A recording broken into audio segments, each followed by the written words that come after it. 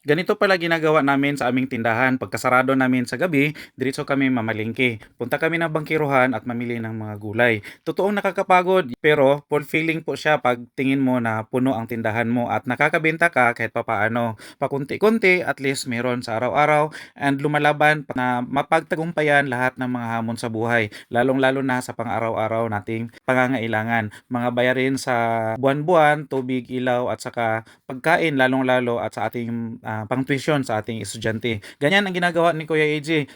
Kahit pagod sa buong araw na pagtitinda at saka sa iba pang lakad sa aming tubigan at saka kung ano-ano pang need na i-process, pero patuloy pa rin ang pagsusumikap at kahit hindi man gaanong kalakihan ang kinikita, at least nakakaluwag-luwag compared noong araw. Naalala ko lang, galing ako sa work noon, diretso ako sa bangkiruhan upang mamili ng mga gulay na paninda. Bitbit ang dalawang malalaking silupin, maglakad ako papuntang sakayan upang makauwi. Hindi alintana ang bigat, hindi alintana ang pagod, patuloy na nagsusumikap. Ngayon, masasabi kong hayahin ang pamamalingke dahil hindi na kami mag-commute, dahil meron na kaming sasakyan. At saka medyo easy na rin sa amin ang pamimili dahil anytime pwede na kami makapuntang bangkiruhan na hindi mag-abang ng jeepney na masasakyan. At saka kunting ginhawa sa buhay dahil nakakabili na kami kung ano yung gusto naming bilihin at nakakakain kung ano yung gusto naming kainin. Naibibigay na rin namin sa aming anak ang mga pangangailangan niya sa eskwelahan, sa kanyang sarili at lalong-lalo na makapag-ipon-ipon kahit papaano sa aming mga kinikita sa pagtitindahan.